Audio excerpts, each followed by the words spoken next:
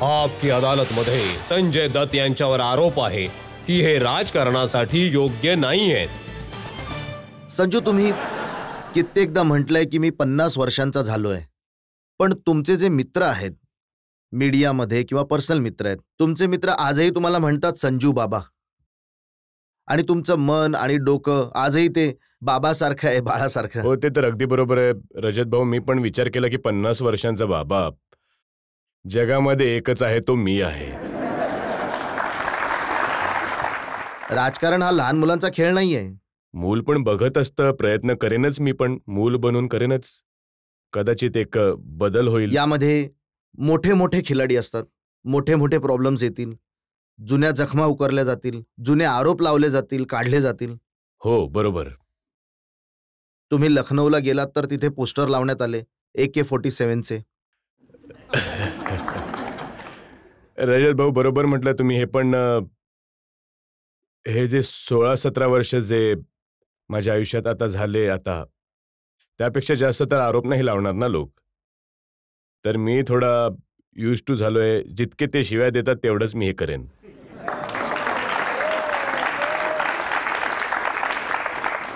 राम जेठमलानी यांचं एक आर्टिकल मी वाचलं होतं। त्यांनी तुमची केस लढली होती, तुम्हाला बेल मिळवून दिलेली, खूप प्रेम करतात तुमच्यावर।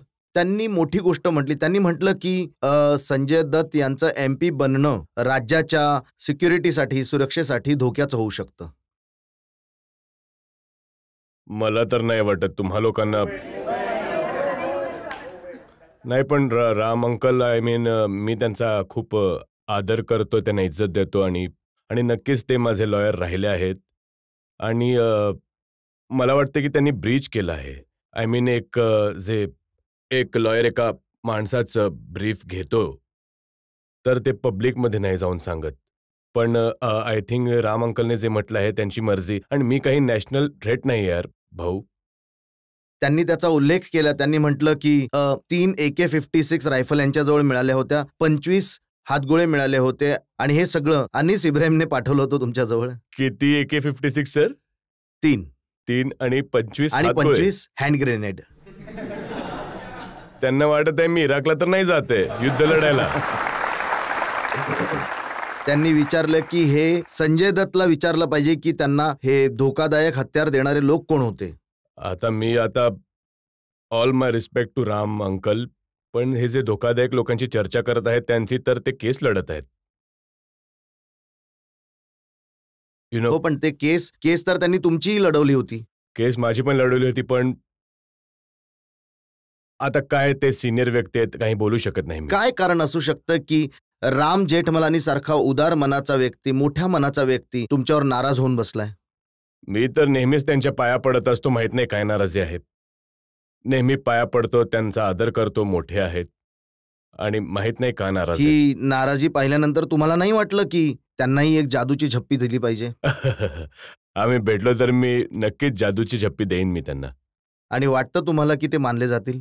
माहित नाही मानले जातील की नाही, पण मी माफी मागेन की माझ्याकडून काही चूक झाली असेल तर मला माफ करून टाका, मोठे व्यक्ती आहात, सिनियर आहात।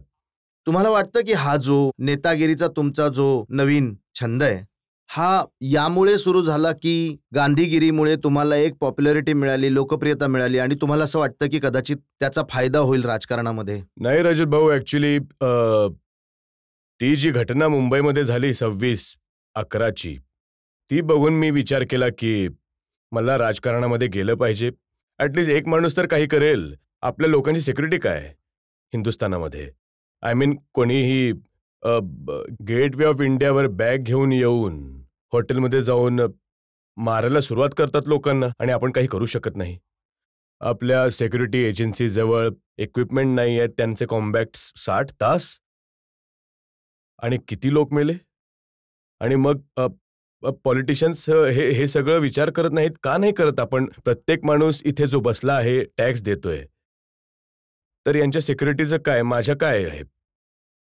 तर मी विचार केला की का नाही, हा प्लॅटफॉर्म आहे, का नाही मी तिथे जाऊन, even I want to voice my opinion for the public. काय केलं असतं जर तुम्ही सरकारमध्ये असतात, ज्या जागी बसलेले असतात, जिथे काही निर्णय घेऊ शकता, जेव्हा अशा प्रकारचा टेररिझम अटॅक झाला तर काय कराल? मी ॲटलिस्ट मी तिथे जाऊन सपोर्ट तर केला असता, मी घरामध्ये बसून टीव्ही तर नसता पाहिला. जर मी पॉलिटिशियन आहे, मी तिथे जाईन, ग्राउंड झिरोवर जाईन, काहीतरी करेन. आणि तुम्ही सुद्धा लढण्यासाठी सीट निवडली, लखनौची ती सीट जिथे 5 वेळा अटल बिहारी वाजपेयी निवडणूक जिंकून आले. नक्कीच अटलजी इज अगेन, जसं मी आधी पण म्हटलं, माझ्या वडिलांसारखे आहेत. माझे प्राईम मिनिस्टर राहिले आहेत आणि मी त्यांचा खूप आदर करतो. जर अटलजी उभे असतील तर मी रिझाईन करून टाकेन.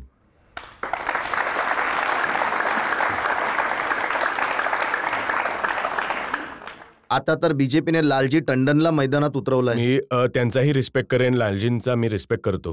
त्यांच्यासाठी विड्रॉ नाही करणार तुम्ही? नाही. आम्ही असंही ऐकलंय, अमर सिंगजींचं म्हणणं आहे की जर न्यायालयाने संजय दत्तना परमिशन नाही दिली निवडणूक लढवण्याची, तर तुमच्या जागी मान्यता निवडणूक लढतील. मान्यता म्हणजे त्यांना मी म्हणेन की निवडणूक नका लढू, त्यांनी कुक बुक लिहावं घरी बसून. फिल्म इंडस्ट्रीमध्ये तुमचे बरेचसे मित्र आहेत. सलमान तुमचे मित्र आहेत, गोविंदा तुमचे मित्र आहेत, खूप मोठी अशी यादी आहे. तर जेव्हा तुम्ही लखनौमध्ये निवडणूक लढाल तर हे सगळे तुमच्यासाठी कॅम्पेन करायला येतील? रजत भाऊ, मी कोणाला म्हणणार नाही येण्यासाठी, पण जर त्यांचं मन असेल तर मी नक्कीच वेलकम करेन त्यांना. कोणाकडून तुम्हाला अपेक्षा आहे सगळ्यात जास्त की ते येतील आणि तुमच्यासाठी कॅम्पेन करतील? प्रिया दत्तकडून आहे, माझी बहीण.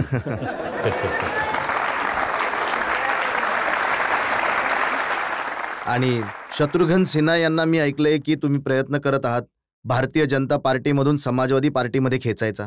रजत भाऊ, मी कुठे प्रयत्न करत आहे की मी प्रयत्न करतोय समाजवादी पार्टीमधून मी लढावं.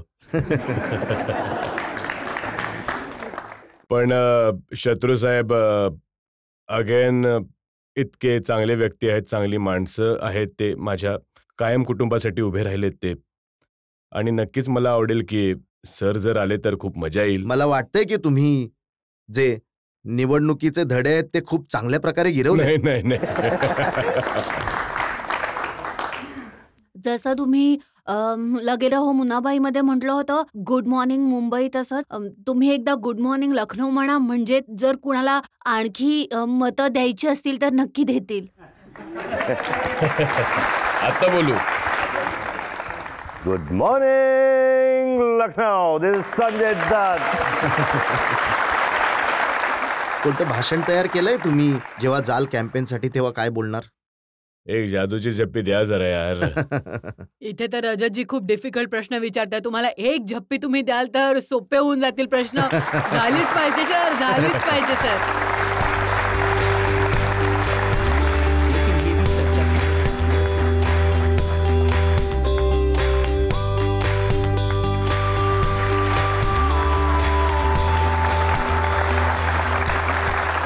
खरंच संजू, म्हणावं लागेल की या जादू की झप्पीमध्ये खूप दम आहे. दम आहे. आणि आता यानंतर काय प्रश्न विचारू मला काही समजत नाहीये.